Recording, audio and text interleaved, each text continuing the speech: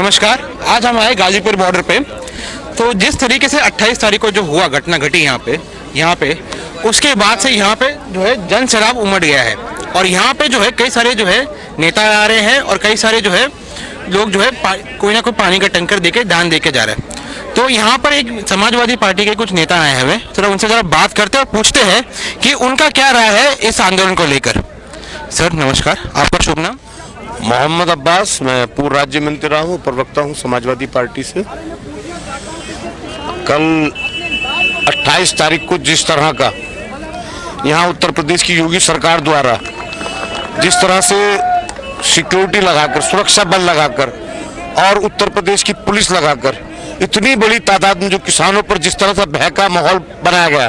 पहले तो ये जो 2 महीने से आंदोलन चल रहा था जिसमें 150 से ज्यादा किसान शहीद हो चुका था, 26 तारीख को जो कुछ हुआ सारे देश ने देखा कि किस तरह से साजिश रचकर अपने लोगों से पहले लाल किले पर झंडा फहराया गया और फिर किसानों को बदनाम करके वो लाल किला जो एक आदमी मात्र से दरवाजा बंद हो जाए तो कोई उसमें घुस नहीं सकता, उसमें पूरी की पूरी भीड़ प्रायोजित लोगों की झंडे फहराने की जगह स्थल तक पहुंचा गया और एक किसानों के आंदोलन का सिंबल लगाया। हमारा मानना है कि इस तरह का नहीं होना चाहिए था, लेकिन कैसे पहुंचे ये लोग ये भी जांच का विषय है। उसके बाद जिस तरह से गोदी मीडिया ने पूरे देश में एक माहौल तैयार करा, प्रायोजित माहौल, वो तय था कि कैसे हटाया जाएगा। उस प्रायोजित माहौल के माध्यम से किसानों को उग्रवादी बताया गया, राष्ट्रद्रोही बताया गया और एक तरह से भय का वातावरण बनाकर ये कहा, इनके एक विधायक कह रहे हैं कि शूट एट साइट कर दो, इन्हें फांसी दे दो, फास्ट ट्रायल कोर्ट में ये सारे मामले चला दो। तो ये देश के किसान है भाइयों, ये हाँ मैं नाम नहीं लूंगा, सब देश जानता है कि कौन कह रहा है। ये देश किसानों का है, ये देश किसानों ने चलाया है और ये देश किसानों का रहेगा। सरकारें आती हैं, सरकारें जाती हैं और 28 तारीख की रात को हम लोग चूंकि राजनीतिक दल से हैं, हमारा तमाम ट्रैक्टर रैली में समाजवादी पार्टी ने पूरा योगदान दिया और समय समय पर किसानों के, लेकिन जिस तरह से ये कह रहे थे, जिस तरह से गोदी चैनल कहता था कि राजनीतिक हथकंडा है, विपक्ष भड़का रहा, तो थोड़ी सी किसान संगठनों को एक दूरी सी बरती गई कि कल को ये ना हो कि राजनीतिक उद्देश्यों के लिए सारा कार्य किया जा रहा है। लेकिन जब हद पार हो गई, किसानों के बेटों को जिस तरह से धमकाया गया, राकेश टिकैत कोई मामूली नाम नहीं है, चौधरी महेंद्र सिंह टिकैत किसानों की आत्मा है, उनको डराने और धमकाने जिस तरह से उनके आंसू बहे, पूरा देश हिल गया। और तब राष्ट्रीय अध्यक्ष समाजवादी पार्टी अखिलेश यादव जी ने बात करके आश्वासन दिया कि समाजवादी पार्टी पूर्णतः उनके साथ है। अब अगले जो भी रणनीति राष्ट्रीय अध्यक्ष अगली जो कहेंगे, लाखों की तादाद में चौधरी अजीत सिंह ने भी समर्थन दे दिया, केजरीवाल ने भी, तमाम विपक्षी दलों का समर्थन है और आर पार की लड़ाई होगी। जब तक अडानी अंबानी के समर्थन से चलने वाली सरकार ये तीनों कृषि बिल वापस नहीं लेती, मेरा अपना मानना भी है और सब पार्टियों का मानना है कि किसी पे ना कोई समझौता होगा। किसानों को डराने धमकाने का समय गया, अब किसान आर पार की लड़ाई करेगा। जिस तरह से दीप सिद्धू ने जो है लाल किले पे चढ़कर झंडा फहराया था, उसका बाकी बाद में पता चला कि कई सारी तस्वीर जो है बीजेपी नेताओं के साथ वायरल हो रही है। सर उसके बारे में आपका क्या कहना है? दीप सिद्धू प्रायोजित है, विदेश भाग गया, विदेश नहीं कहीं नहीं भागा, वो किसी न किसी मंत्री घर पर आराम से लेटा होगा।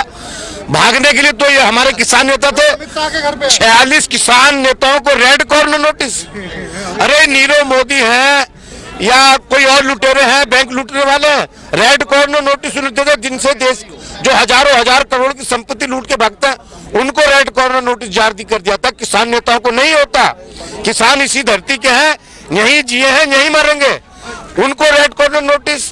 किसानों पर ये जुल्म, जबरदस्ती, अत्याचार, और वो दीप सिद्धू हो या इनके माननीय विधायक जो अभी बराबर से लोरनी के हैं, नंदकिशोर जी, उन्होंने जिस तरह की भाषा का प्रयोग करा, जिस तरह से गोदी मीडिया अपनी भाषा का प्रयोग करती, वो साफ जाहिर करती है कि किसानों को डराकर धमकाकर लाठी डंडे के बल पर ये बिल को जो है मनवाएंगे।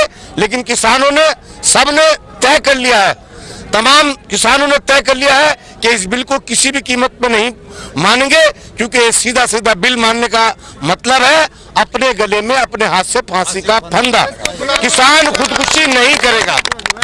देखिए यहाँ पे सरकार ने 21 पॉइंट का एक स्टेटमेंट दिया था जिसमें कहा जा रहा है कि यहाँ पे जो आंदोलन हो रहा है उसमें कई सारे वॉल्यूशन हो रही है, जैसे कि कोविड-19 का वॉल्यूशन हो रहा है, या फिर प्रदूषण का ध्वनि प्रदूषण का वॉल्यूशन हो रहा है, या फिर जो यहाँ पे जो लंगर बन रहा है, यहाँ पे जो लंगर बन रहा है उसको लेकर जो विस्फोटक पदार्थ है यहाँ पे उसके कारण वॉल्यूशन हो रहा है। देखिए इनका ये करें, ये बदनाम करें, ये जो करें, ये 20-20 हजार 25-25 हजार बड़ी बड़ी रैली करें, ये रोड शो करें, रोड शो में जिसमें एकदम मंथन होता है, मानस से मानस रगड़ के चलता है, वो तो राजनीतिक क्रांति होती है। और किसान अपने हक की लड़ाई के लिए, अरे मरना तो है ना, मरना तो है, ये भी तो मारी डालेंगे किसानों को। कृषि बिल अगर पास हो जाता है तो कोई किसान बचने लायक बचेगा? मरना तो है, कोरोना ही मार ले भाई, कैसे कोरोना? सब किसानों को तमाम सारी चीजें हो रही हैं, सिर्फ किसान करे तो कोरोना फैलेगा, ये करे तो चमत्कारी बाबा कुछ नहीं होगा। ये सब, ये सारी की सारी चीजें भ्रामक है, लोगों को गुमराह करने वाली है। असल तो किसान है, किसानों का मुद्दा है। कृषि बिल पर किसी भी तरह का कोई समझौता किसान नहीं चाहता है। हम मरे या जिए कृषि बिल को नहीं मानेंगे। बाकी सरकार है, जोर है कितना तेरे लठ में जुल्म में, देख लिया और देखेंगे, करेंगे कितने चलाए। किसानों के सीने तैयार है, अपनी गोलियां किसानों के सीनों पर चलाए।